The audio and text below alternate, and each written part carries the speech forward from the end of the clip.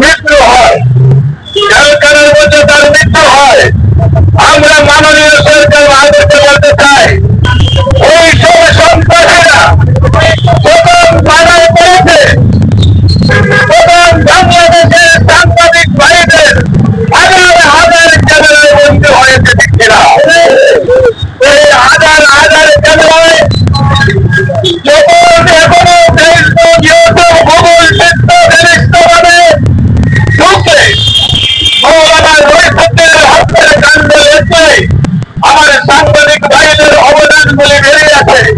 কিভাবে তাকে আরেস্ট করা হয়েছে, কিভাবে তাকে স্বাধীনতা হয়েছে, কিভাবে তাকে মারা হয়েছে, সবকে আমরা দেখেছি এবং আপনারা দেখতে পাচ্ছেন। প্রকাশ্য এই দেশের মধ্যে একটি আলিমকে মারার পরে এই পর্যন্ত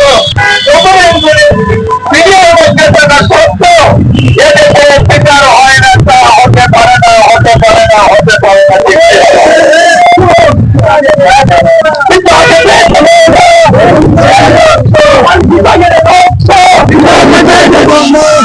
বাইরে গিয়েছেন আমরা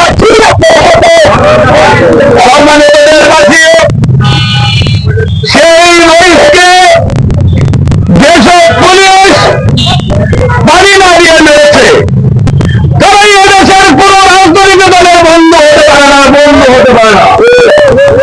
শান্তিপূর্ণ ভাবে বাংলাদেশ ইসলামী ছাত্র সেনা, বাংলাদেশ ইসলামী যুব সেনা, বাংলাদেশ ইসলামী বোর্ড, আমাদের সুন্নাত ওয়াল জামাত ইসলামী সমন্বয় পরিষদের নেতৃবৃন্দ প্রেসক্লাবের সামনে যখন শান্তিপূর্ণ কর্মসূচি পালন করলো, রইস হত্যার বিচারের দাবি করলো, তখন সেই লক্ষাধিক মানুষের সামনেই পুলিশ আবার তাদেরকে হামলা করবে।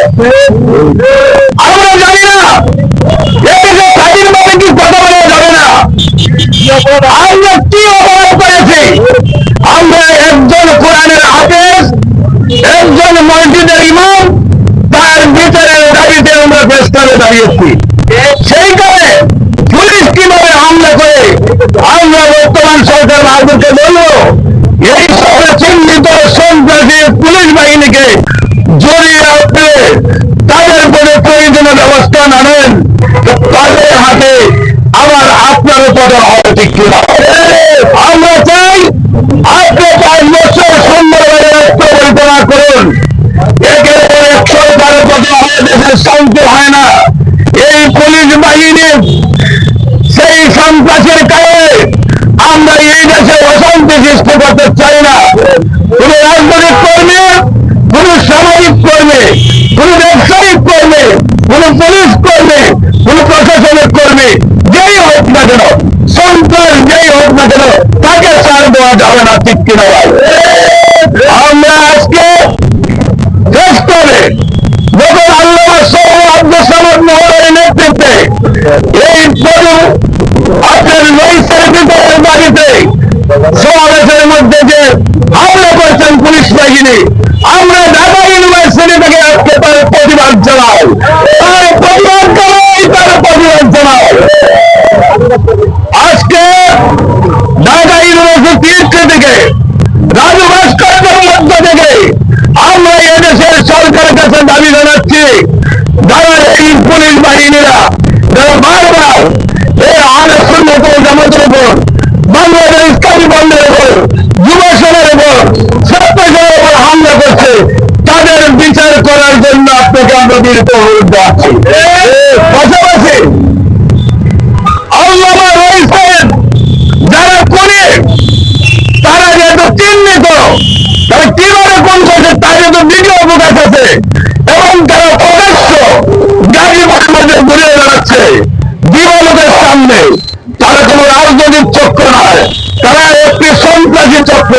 তাদেরকে আমি বর্তমান সরকারের কাছে অনুরোধ করবো, তাকে অতি দ্রুত এক সরকারের মধ্যে গ্রেফতার করে দ্রুত আইনের বিচারে তাদেরকে এই বাংলার জমিনে প্রকাশ্য ফাঁসির কাছে ঝুলানো হোক।